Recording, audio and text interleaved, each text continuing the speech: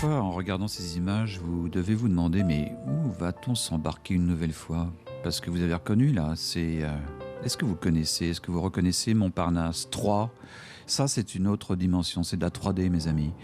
Les escalators, tout ça, c'est un autre temps, on n'est pas encore en noir et blanc, mais c'est des destinations dans lesquelles vous ne risquez pas d'aller. Enfin, pas toujours, pas souvent, peut-être jamais.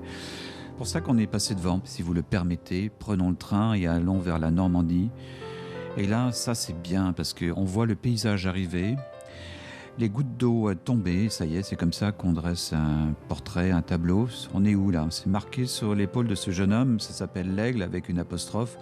On est dans l'Orne et c'est là où on apprend les départements français. On aurait pu être dans l'Eure, on aurait pu être dans une préfecture, une sous-préfecture. Là, on est dans un chef-lieu de canton. Il y a 9200 habitants et on va prendre la voiture. Ça, c'est bien. C'est-à-dire qu'on va décrocher encore d'un cran et on va aller dans un endroit qui s'appelle Chantais. Là, on passe tout de suite à 926 habitants et nous attend ici une adresse pas piquée des hannetons. Ça s'appelle l'Écuyer Normand. Une petite adresse vraiment planquée. Je me demande s'il y en a dans certains guides, logiquement. On l'avait trouvé dans le guide Michelin, cette fois-ci, dans les bips gourmands, ces fameuses petites adresses qui sont pas mal du tout. Sincèrement, des panneaux comme ça, vous avez dû en trouver des tonnes au bord des routes et vous avez dit jamais là-dedans. Et pourtant, vous avez tort, parce que c'est souvent là où se situe un véritable amour du métier. C'est là où on trouve des flambés comme ça, des beaux verres, de la belle vaisselle, des nappes, une sorte d'amour à l'ancienne de la gastronomie. C'est vrai qu'il y a un peu des lettres anglaises, que c'est un peu empoulé, il y a des poutres apparentes et tout ça, mais si vous voulez vraiment une bonne cuisine qui disparaît, qui tente à disparaître, c'est dans ce genre d'établissement qu'il faut aller. En plus, vous allez voir, il y a des menus à 27 €, à 40 €, c'est quasiment le prix d'un plat et d'un café à Paris. Tandis qu'ici, en plus, vous avez une sorte de supplément d'âme, c'est-à-dire des gens qui font attention, qui sont attentifs, qui vous parle avec des guillemets. C'est une sorte de restaurant comme il y en a de moins en moins. Et ça, cette adresse, vous pouvez la noter, la garder dans votre coin.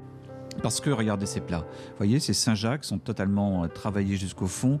On a rajouté des légumes, on a fait attention aux sauces, on a rajouté un risotto de parmigiano.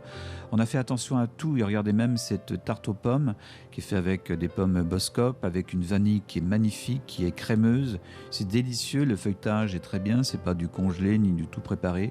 Ça s'appelle des adresses de cœur, de sincérité, celles qui nous filent entre les doigts.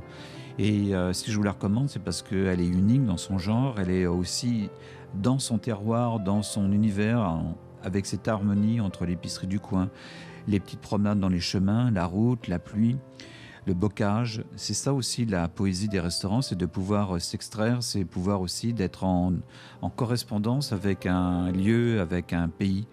Et c'est ce que j'aime dans ces adresses, c'est qu'elles ont des histoires à raconter, c'est qu'elles ont une sorte de babil naturel, même pas besoin d'en rajouter, il faudrait l'écouter, il faudrait la goûter, il faut se déplacer, il faut voyager en quelque sorte.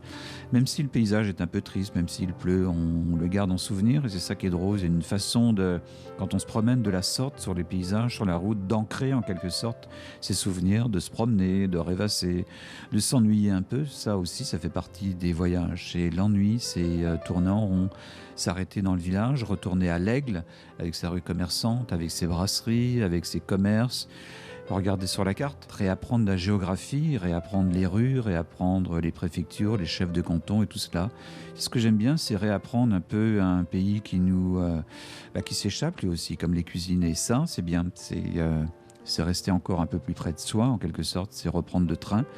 C'est s'apercevoir aussi qu'il existe aussi des gens qui se promènent qu'en train, qui n'ont plus de voiture, et ça c'est bien, moi j'en fais partie. Et c'est une sorte de bonheur, j'allais dire presque à l'envers, assez jouissif en quelque sorte. Prendre son temps, le remonter, filer à l'anglaise, filer à la française, c'est en Normandie, c'est pas loin de Paris, c'est pas loin de tout.